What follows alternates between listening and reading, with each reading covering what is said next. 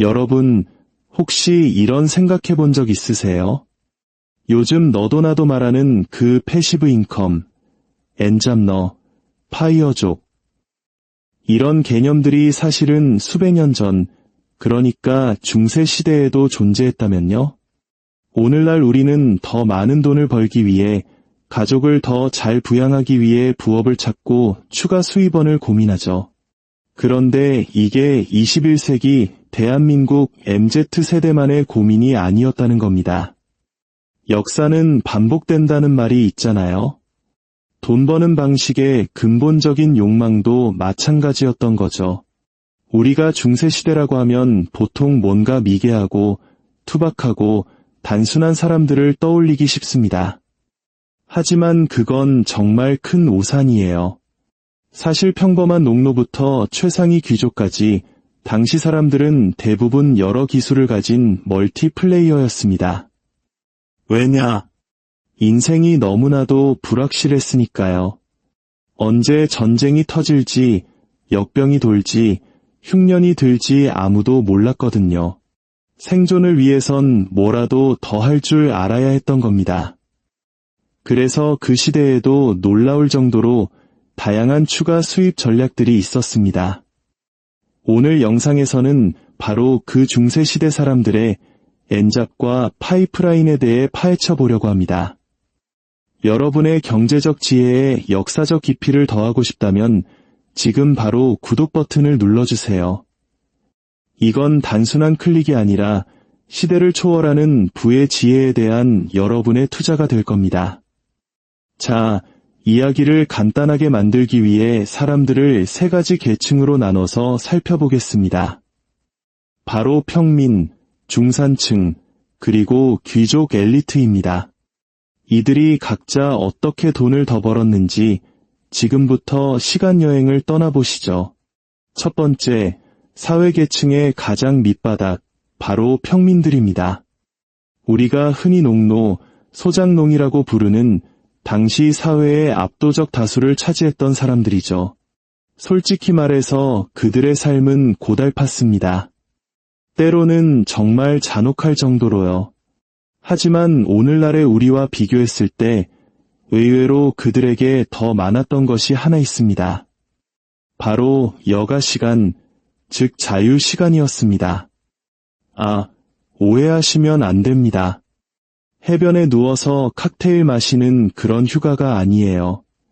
그냥 하루 중에 딱히 할 일이 없는 잉여 시간을 말하는 겁니다.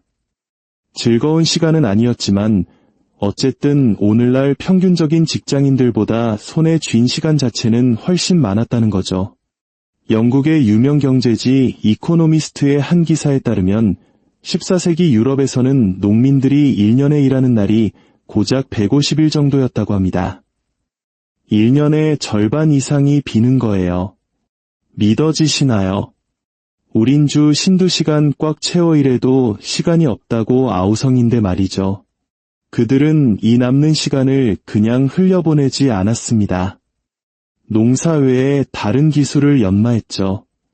예를 들어 마을 장터나 지나가는 상인들에게 팔기 위해 손재주를 발휘해 공예품을 만들었습니다.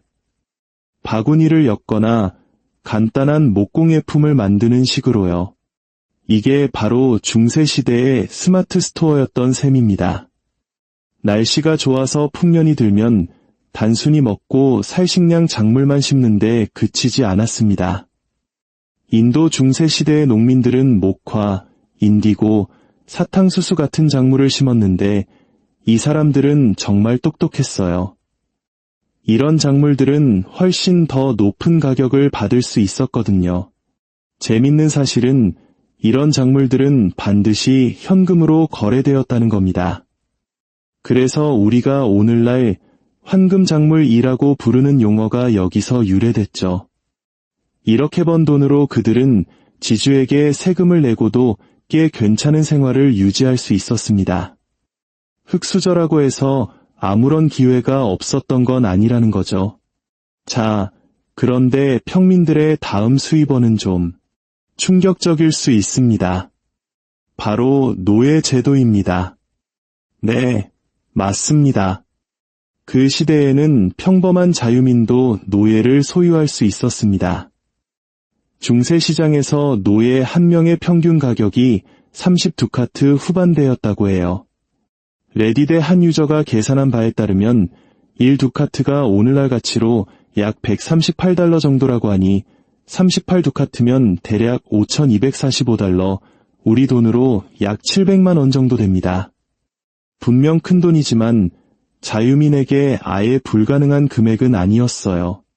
역사적 자료를 보면 중세 유럽에 숙련된 노동자는 연간 약 4,000달러, 우리 돈으로 550만 원 이상을 벌 수 있었습니다. 게다가 당시에는 대가족 단위로 살면서 소득을 합치는 경우가 많았기 때문에 온 가족이 돈을 모으면 노예를 사는 것이 아주 불가능한 일은 아니었던 거죠. 그리고 이 노예들은 주인을 위해 더 많은 수입을 창출하는 데 사용되었습니다. 더 많은 작물을 재배하게 하거나 다른 노동에 투입해서 말 그대로 인적 자원을 쥐어짜내 소득을 늘렸던 겁니다. 참으로 암울하고 비인간적인 방식이지만 이것 또한 그 시대의 엄연한 경제활동 중 하나였습니다. 자, 이제 두 번째 계층, 중세사회의 중산층으로 넘어가 봅시다. 이들은 상인, 중개인, 장인, 그리고 자기를 받지 못한 지주나 왕실의 고위 하인 등으로 구성되었습니다. 이들은 다른 사람에게 돈을 주고 일을 시킬 만큼의 경제적 여유가 있었고, 물론 노예를 사들이기도 했습니다. 하지만 도시의 중산층은 대부분 전문 기술직에 종사했기 때문에 단순히 아무나 고용해서 일을 시킬 수가 없었습니다.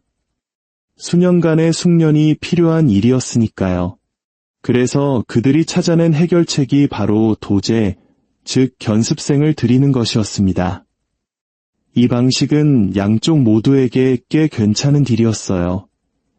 견습생은 기술을 배워서 장기적으로 이득을 볼 수 있었고, 스승인 장인은 견습생이 충분히 숙련될 때까지 임금을 주지 않아도 됐으니까요. 이건 요즘 말로 하면 열정페이 인턴십의 원조격이라고 할 수 있겠네요. 그런데 일부 이슬람 사회에서는 장인들이 견습생보다 노예를 더 선호했다고 합니다.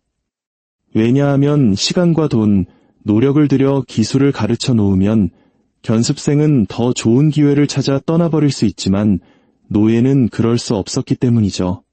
한번 투자하면 평생 부려먹을 수 있는 아주 확실한 자산이었던 셈입니다.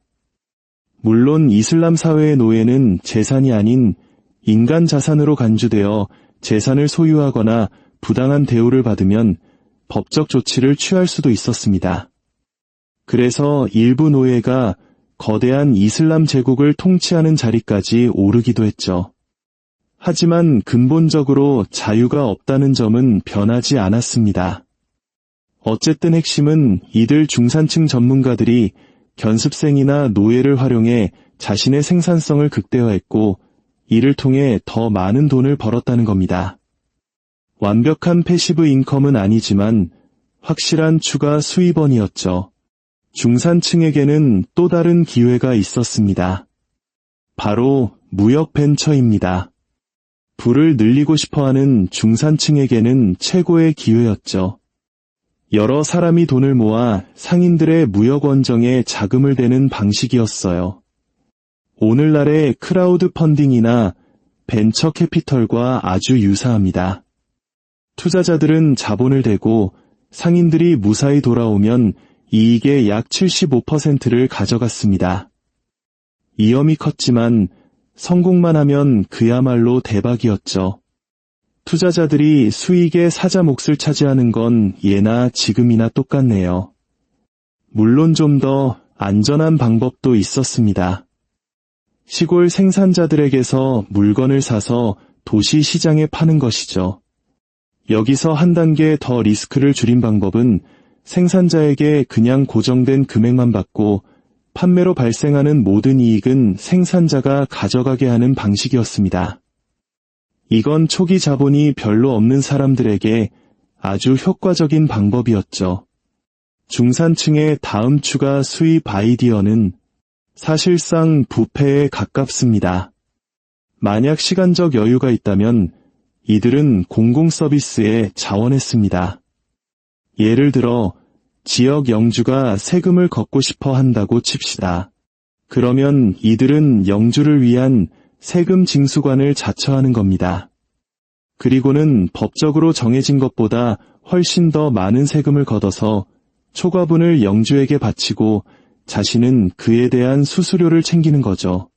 명백한 부패 행위였지만 감시가 거의 없던 시절이라 이런 비도덕적인 방법으로 짭짤한 부수입을 올릴 수 있었습니다. 자, 이제 마지막 계층, 바로 엘리트들입니다. 사회의 최상층에 있던 이들이 어떻게 부를 늘렸는지 한번 볼까요? 사실 이들의 존재 자체가 패시브 인컴 그 자체였습니다. 부업이 아니라 진짜 잠자는 동안에도 돈이 들어오는 진정한 패시브 인컴이었죠. 그들은 다른 사람들이 일하는 광대한 농지를 소유하고 있었으니까요. 하지만 그들은 그것만으로는 만족하지 못했습니다. 더 많은 돈을 긁어모으기 위해 다양한 수단을 동원했죠. 앞서 말한 무역벤처에 막대한 돈을 투자하는 것은 기본이었습니다.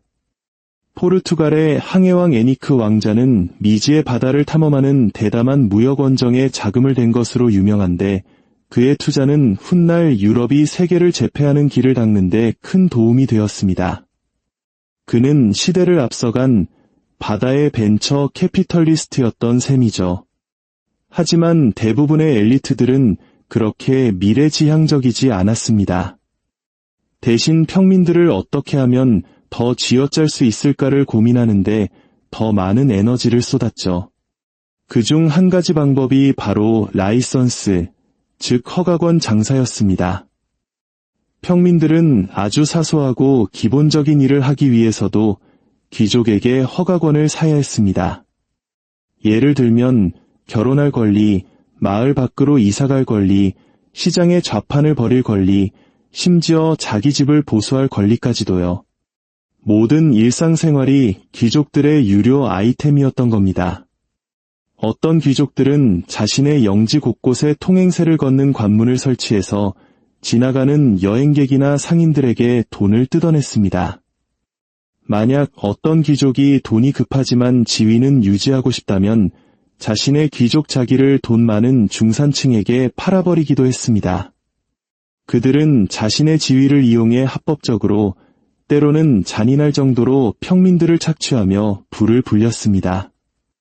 역사가 보여주듯이 인간은 수완이 좋지만 동시에 지극히 이기적인 존재입니다.